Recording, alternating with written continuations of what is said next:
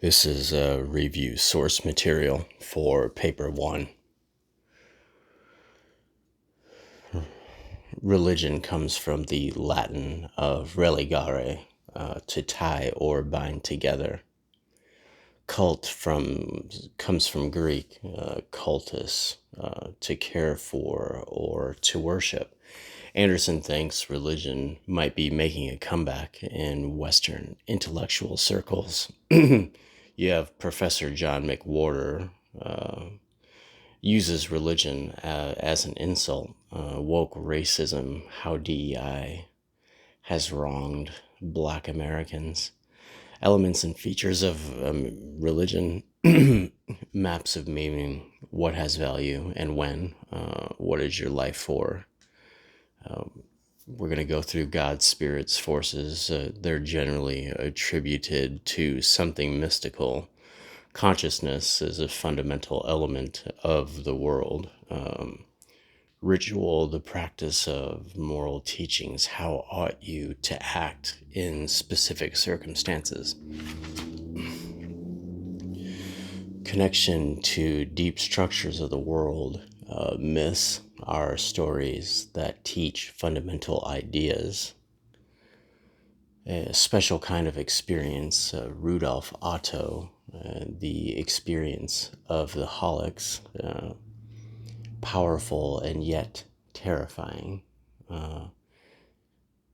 Actually, he says the experience of the holy in general. Primal religion or original religions. This is kind of the source material and makeup, which largely consists of our relation to nature.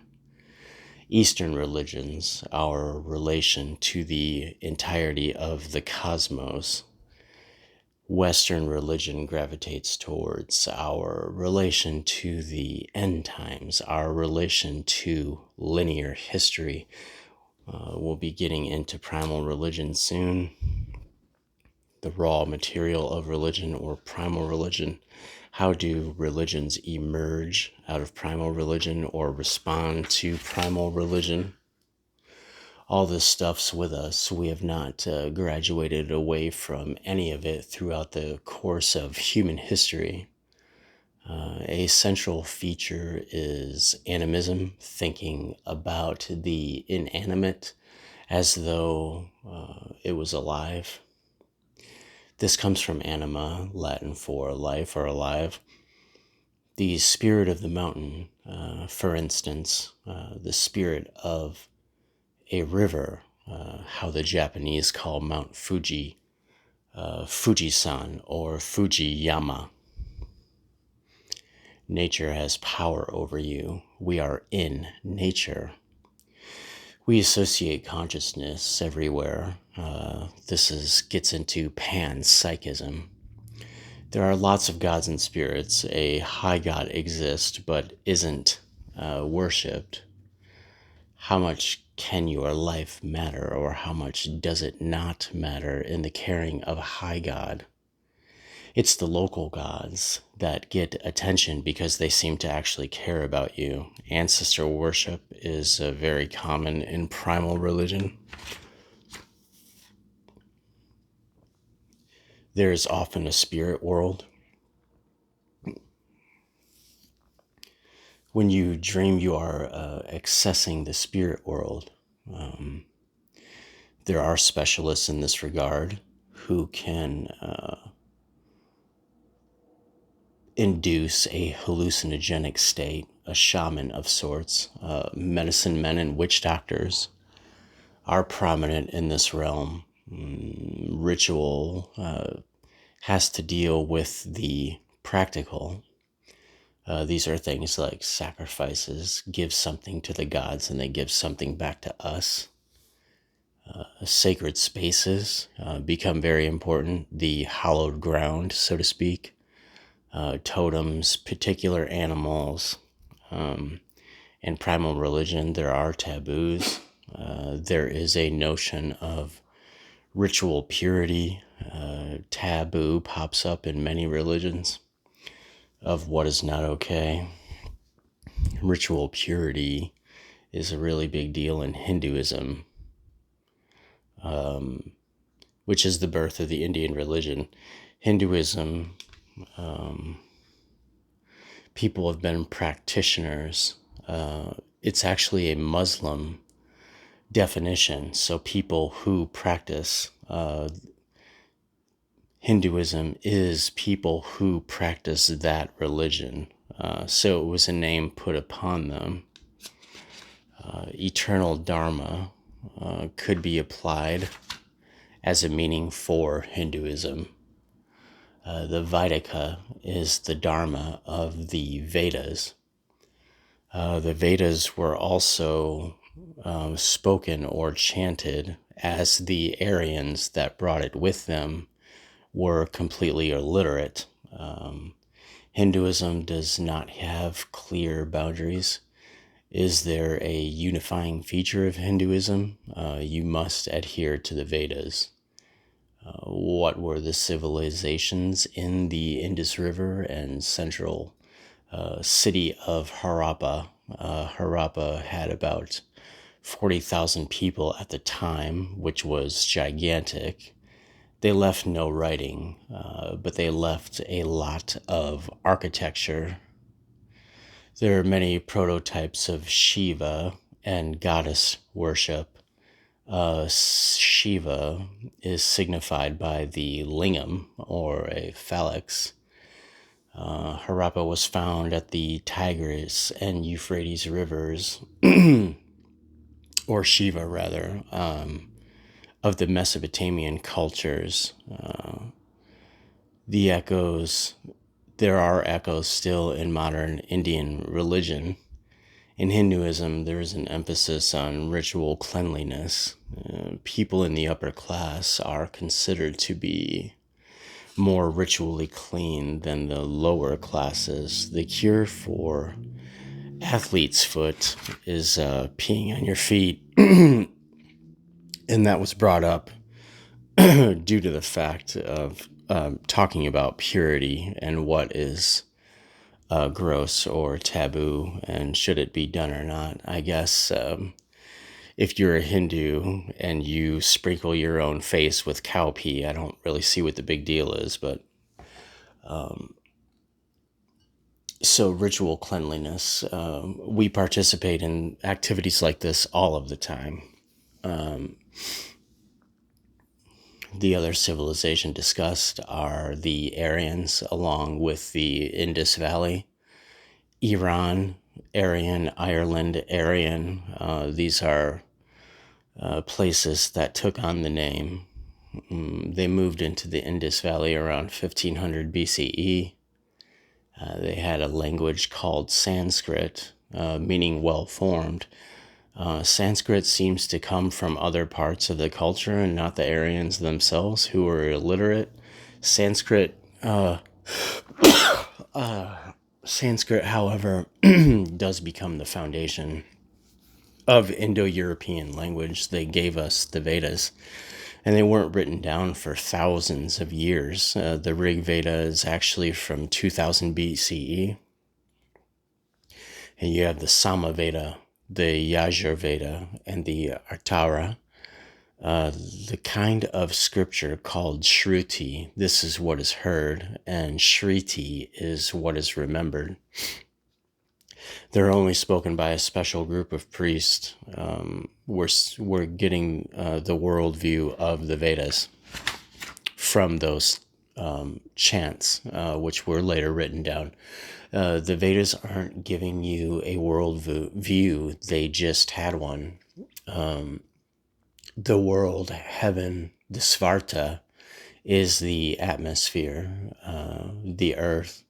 Everything is held together by a force called Rita, which comes from, that's where right comes from, Rite and Right, the Rita. The world should be ordered in such a way, meaning the gods and the caste system and a very strict hierarchy. The us is the Atman, the us as in the human body, the endeavor, the soul, the physical, the the physicality of being. The us as Atman is death, dying. The Atman is the last breath. You were the breath or spirit. This is where atmosphere comes from. The Atman.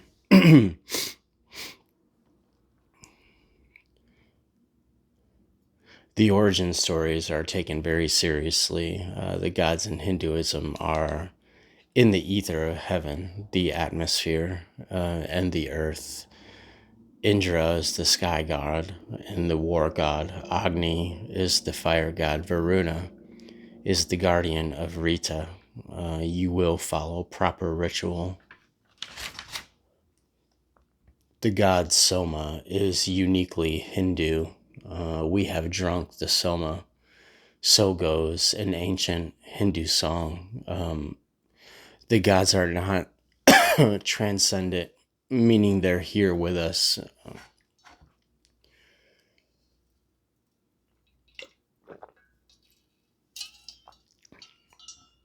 The sacrifice of Varusha, a giant carved into 4 parts. This is kind of the diagram of the caste system. So the head would be the Brahmin caste, who are the priest. The shoulders and arms become the Kshatriya, and these are the people, the highest level warriors and admin that would be fit to be a king. And then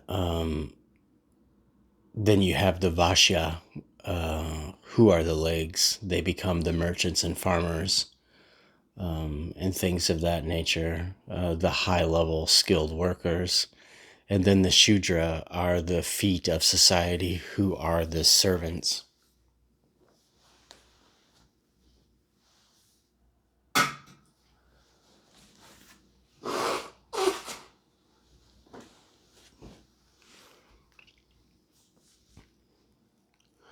Aryans believe the caste system is written into the order of the universe.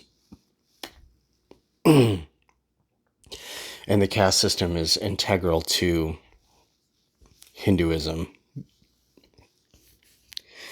It also seems to have come into fashion in the modern iteration of the United States, quite frankly. The Vedas are all about ritual and ritual purity. Primal religion is focused a great deal on practicality. There's a kind of power in the ritualism of the Vedas. The power Brahman is a type of force. You have to pay the priest, and they can be very expensive. This is why you find them directly attached to kings much of the time. People started looking at ritual with a lot of skepticism, just because of its cost and pointlessness. This gives way to the axial age, turning on its axis. This happened around the 6th century BCE. People started asking, what is the point of all this? The idea of reincarnation comes into play. The Indian word for reincarnation is samsara, which equates to the wandering. Ways of thinking about samsara.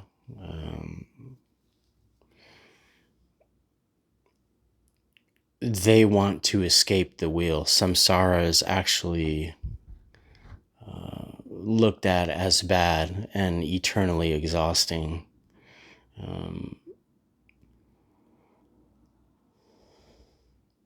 Indra and the ants. There are more hymns to Indra than any other of the Indian gods. Indra creates a palace for people to worship the achievements of Indra, so kind of like the Western version of Narcissus. Every single ant scuttling to the watermelon has done it for all infinity. Reincarnation is all about how to escape the wheel of samsara. This brings in the values and notion of karma. This is action and consequence. What happens will always come back. It might not even be in this life. You cannot escape your karma. This is the stone in the pond analogy. You cannot complain about your current circumstances because you did it or you asked it for yourself. What you really want is no karma at all and to be outside of the wheel. There are three strands of Hindu practice. One is the way of wisdom, the jnana marga, the path or street of wisdom. This is only practiced by the elites. The source of the material is the Upanishads. The Shruti are the Vedas. The Smriti, what is remembered, these are from the Dharma Shastras, which are their version of commandments, and also the laws of Manu. Some of the epics of the Smriti, what is remembered, is the Bhagavad Gita.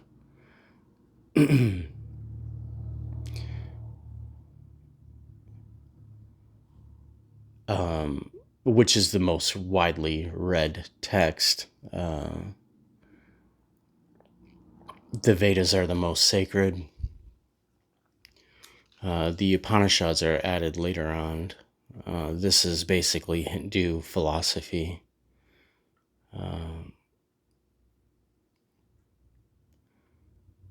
Upanishad translates as sitting beside devotedly. So as the student,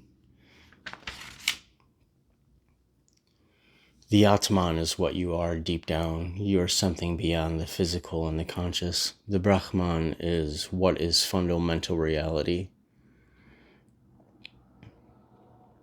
Is it atoms? Is it subatomic particles? Is it strings and quantum entanglement? Is it gravity? Or is it something beyond all that, something that you can't really put your finger on? Maya translates as illusion. Shankara Brahman. So Shankara creates the Nirguna Brahman. This is no attributes, or you have no attributes, or you are fundamental reality. So the Nirguna Brahman is from the Advaita Vedanta. This is basically taking the position that you are fundamental reality. So this would put you as a literal piece of God or adjacent to God or the same thing as God. Ramanuja created the Saguna Brahman. So this is a God with attributes. You can love God. You cannot be God. There is just one self. I am not God. So Ramanuja and the Saguna Brahman, as opposed to Sankara and the Nirguna Brahman, takes the position, I want to taste the sugar. I cannot be sugar. The way of action, this is the Karma Marga. This derives from the Dharma Shastras and the laws of Manu. Moksha is the process of attaining and finally being released from the wheel of samsara. So everyone is looking to attain moksha. Dharma translates as duty, and this is caste sensitive. So it goes in order from the Brahmas, Kshatriyas, and the Vaishyas. They are twice born. The Shudras or Shudras are slaves. They are not twice born. They're also not allowed to hear the Vedas or read the Upanishads. In their culture, if they were to do so, they would die. The caste system is organized in terms of ritual purity. There are the outcasts at all the lower classes. So it's over half of their entire population are ritually impure. The Dharma is gender sensitive. Guys usually go from student to house lord to forest dweller that are completely outside of reality. And then they become a renunciant or a sumyasin, which is almost hermetic. It's away from everything. Girls have 3 stages. They're all under the care of men. When they're a girl, it's their dad. When they're a wife, it's their husband. And after they become widow, it's their father. A sati is a widow that throws herself on the funeral pyre and burns herself to death on her husband's pyre because she can't stand the idea of not being looked after by him anymore. Human sacrifices for goddess worship occurred a great deal in early Hinduism until the Aryans showed up, or the British rather. How do you escape the wheel? The Bhakti Marga is the way of devotion. How many gods are there? The Vedas have 33. There seems to have been around 330 million traced. But technically you could have infinite gods if there was reason and justification behind it. The 3 main gods, or the Trimurti, are the Brahma, who's the creator god. Vishnu is the preserver, and Shiva is the destroyer or recycler. That's why they put Shiva outside the Large Hadron Collider at CERN. How many gods are there? As many as you like, basically. The Darshev translates as seeing or being seen by the god. So this is when you show devotion and make sacrifices to the god. The puja is caring for the god. And then you have Bhakti Marga. The Brahman is not worshipped such.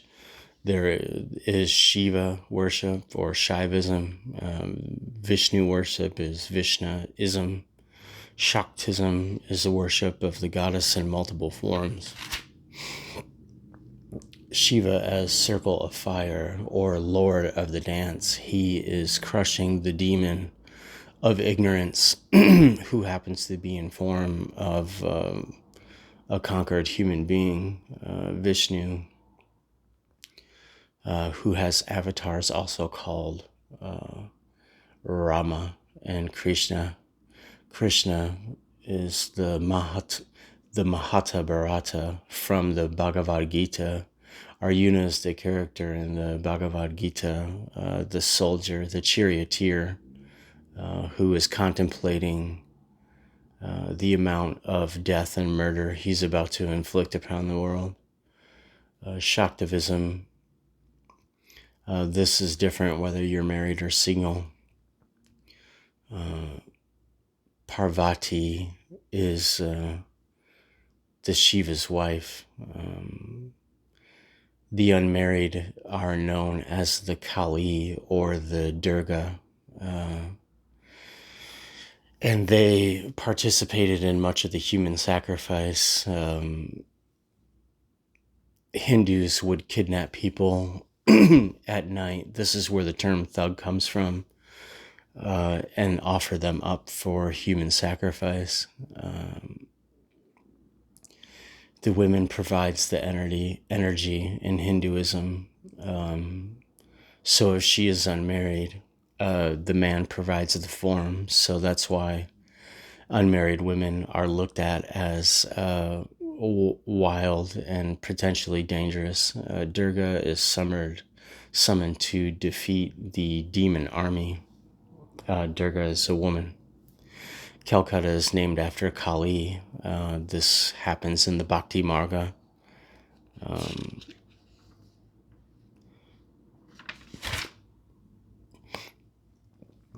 The most famous Mahatma is probably Gandhi in the United States, in Western society anyway. Maha just means great, and Tama, soul of one. So Mahatma means great soul. He believed in civil disobedience. There is versions of Hindu monotheism. Sikhism comes out of Hinduism. Mahatma Gandhi, his key ingredients of civil disobedience is nonviolence. This gets into ahimsa. Hinduism is the source of Indian religion. There's the problem of marginal classes. We all must consider the wheel of samsara. Ahimsa is nothing is fair game. This emerges in the 6th century BCE. So ahimsa and nothing is fair game means that this is where the do no harm comes from. You should not kill anything, not a bug, a plant, nothing. Mahavira is a great hero. Again, Maha is great. Vira is hero. The Mahavira was born into the Kshatriya caste. Asceticism is the people that the ascetics expose themselves to extreme harshness. They're always naked. After 12 years, the Mahavira achieved moksha and escaped the wheel. The Mahavira is the founder of Jainism. The Jiva is the soul. Ajiva is a body, the material stuff, the self. Ajiva is bad. It's a prison. The goal is to be released from it. They divide their population into the monks and the laity. They avoid violence to any living thing. So this is taking ahimsa to the extreme. Truth-telling is very important. No attachment to anything. Take nothing that isn't given to you. No hanky-panky, obviously. This is for the monks. There is a more liberal version known as the Svetambrata, which are the white robes. And then there is the Digambra, which is the sky-clad. This is the conservative sect. And being sky-clad means you're naked. It says women cannot achieve moksha. It's an urban religion, obviously. It would be very easy to starve to death if you attempted this in a rural area. The noblest way to die is to starve to death on purpose.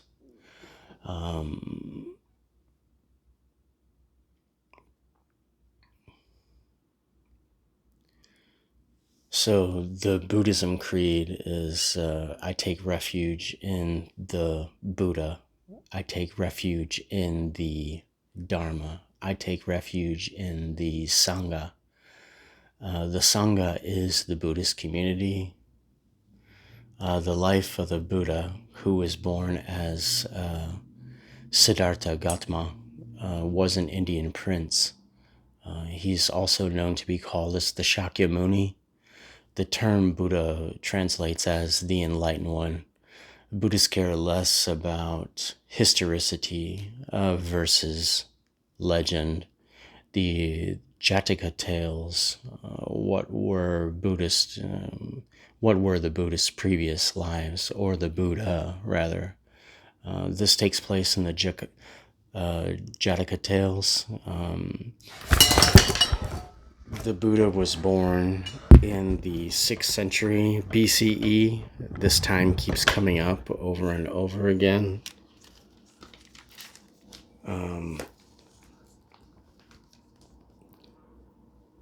Siddhartha's father pushed him into the great king line as a Kshatriya, as opposed to the sage line.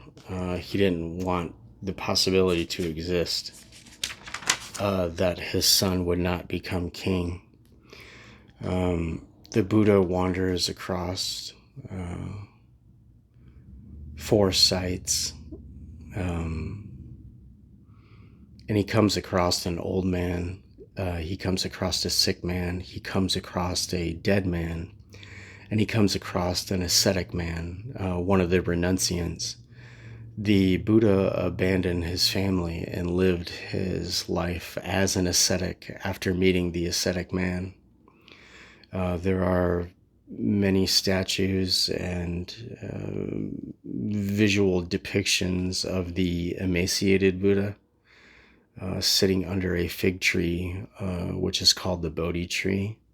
He has a shift of consciousness under the tree and achieves nirvana. Nirvana is an analog to moksha. The Dharma becomes the backbone of Buddhist thought. There are four noble truths that life is suffering. Suffering dukkha or dukkha dukkha. Dukkha dukkha is just extreme suffering. There's obvious suffering, the suffering of change, and suffering even in the midst of pleasure. This suffering is caused by desire. So if you have no desires whatsoever, you will not suffer. You are suffering by quenching desire. Getting rid of the desire is nirvana. Nirvana is the snuffing out of the candle, the flame of desire. You have so much representations of fire as desire. You can achieve a nirvana through the Eightfold Path, conduct, action, how you think, how you meditate. This is a very self-sufficient path. The Anatman view is the eightfold of right conduct, right wisdom, right practice. After Buddha's enlightenment, he has to deal with the Sangha, the community. The disciples form a community of monks. The bhikkhus, this translate as beggar. Monk is called a bhikkhu. A bhikkhu is a beggar. The nuns are bhikkhunis. These people are all fed by the laity. The monk class provides religious, educational, and medical support. A king could be a high-powered layman that could provide support to the bhikkhuni. The laity do earn merit from taking care of the bhikkhus. King Ashoka, the Buddhists are missionaries, Hindus are not. Ashoka supports missions. This happened in the 3rd century BCE.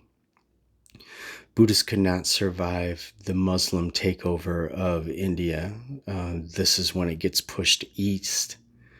Tripitaka, meaning the 3 baskets, are the sutras, Vinayas, and Abhidamas. The Parinirvana is nirvana without any residue. So this is the ultimate form of nirvana, Parinirvana. The sutras are the teachings of Buddha. And this is written by or come from Ananda. The Vinayas are the regulations of the monks. The Abhidamas is the philosophical discourse. This comes from the teaching of the Dharma.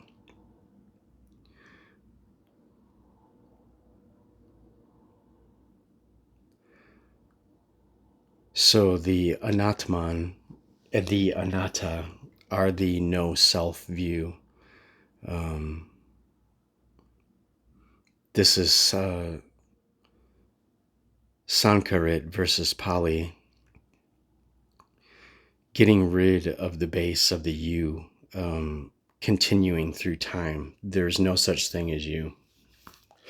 Stage one is no self. Stage two, does anything exist at a time at all? Stage three is nothing is true. So if nothing is true, then Buddhist thought cannot be true. Zen Buddhism is you ought to abandon the thought that anything is true at all. The koans, phrases that Zen masters would ask students to repeat, and these would be something like, what is the sound of one hand clapping? Sunyata is emptiness. The net of Indra, everything out there reflects the is. It's full of cosmic fractal meaning.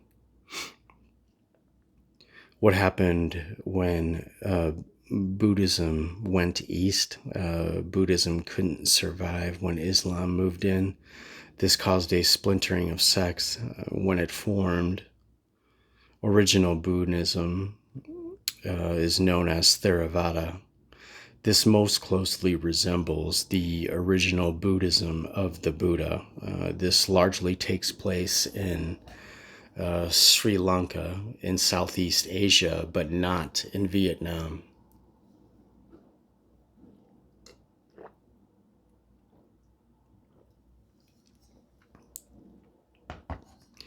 Theravada is the simplest variant of Buddhism. A monk will go into the community with a begging bowl, a bhikkhu. Self-reliance, this is where you work out your own salvation to achieve nirvana. The Arat is someone who has achieved nirvana by following the path of the Buddha. So then you get into the Mahayana variety, which just means Maha, great, Yana, vehicle. So you have Mahayana Buddhism. These are based on the Lotus Sutras of the Tripitaka. A man must coax his children out of a burning house. The dad tricks them with a fake Lamborghini. The kids get the opportunity to take the path of the true great vehicle. So was the man lying to his children to get them out of a burning house. Technically, verbally, yes, but by getting them to choose the path, he's doing a righteous thing. The Mahayana uses the Bodhisattva, and the Bodhisattva holds off on disappearing. So Bodhisattva is the Mahayana, and he holds off on disappearing to heaven and chooses to stay and help others along the path. So this is kind of the birth of the Lotus Sutra. You can become a celestial Bodhisattva.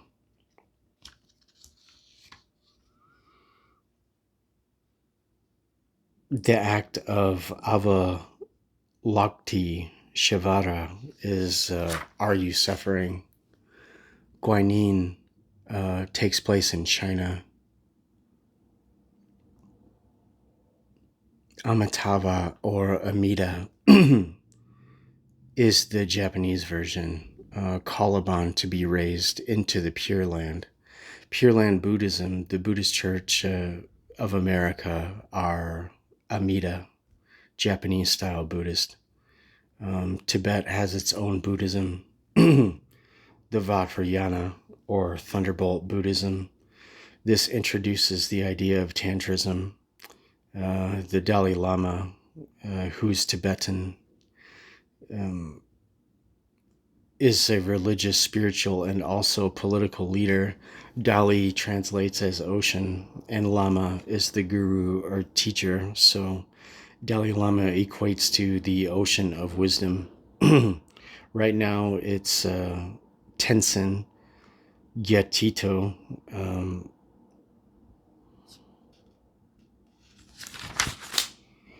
So in Japan during the 13th century, this becomes relevant. comes along the Kamakura, or the crisis period.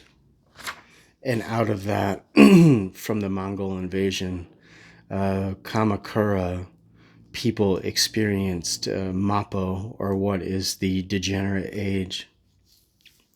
So this caused splits in Japanese Buddhism.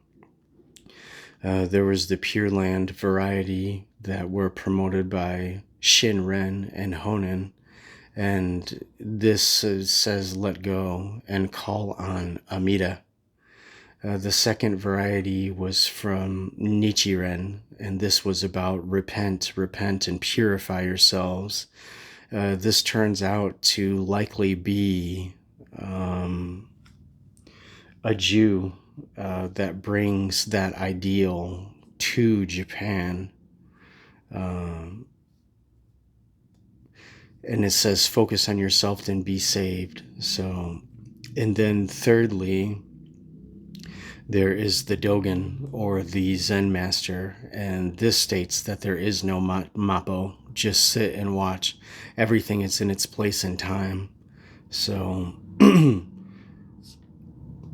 all things bad are just a story that you're telling to yourself.